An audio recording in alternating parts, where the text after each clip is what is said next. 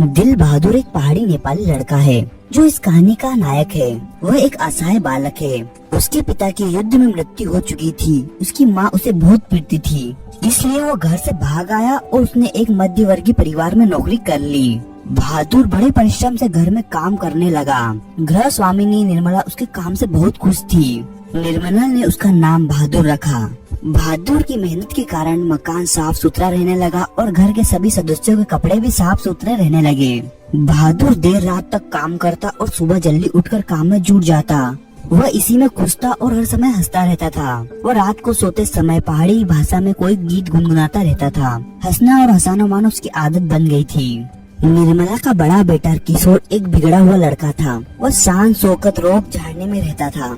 उसने अपने सारे काम बहादुर को सौंप दिए थे। यदि बहादुर उसके काम में तनिक सी भी असावधानी बरते तो उसे गाली मिलती थी।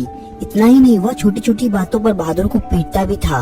पीटकर बहादुर एक कोने में चुपचाप खड़ा हो जाता था और कुछ देर बाद वापस घर के काम में जुट जाता था। एक दिन किशोर ने बहादुर को सुअर का बच्चा कह दिया। बहादुर इस गाली को सह न सका। उसका स्वाभिमान जाग गया और उसने उसका काम करने से इनकार कर दिया।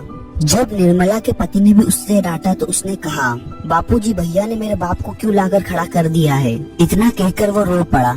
शुरू में तो निर्मला बहादुर को बहुत प्यार से रखती थी तथा उसके खाने पीने का ध्यान रखती थी, लेकिन कुछ दिनों बाद उसका व्यवहार भी बदल गया। उसने बहादुर की रोटी सेकना बंद कर दिया। अब घर की स्थिति यह हो गई थी कि जरा सी भी गलती होने पर किशोर और निर्मला उसे पीटते। मारपीट और गलतियां होने के कारण बहादुर से गलतियां और भूलें अधिक होने लगी। एक रविवार को निर्मला के रिश्तेदार अपने पति और बच्चों के साथ निर्मला के घर आए। नाश्ता करने के बाद अचानक उस रिश्तेदार की पत्नी नीचे फर्श पर झुककर देखने लगी और चारपाई पर कमरे के अंदर छानबीन करने लगी। पूछने पर उसने बताया कि उसके 11 रुपए खो गए हैं जो उन्होंने चारपाई पर निकाल कर रखे थे। इसके बाद सबने बहादुर पर संदेह किया।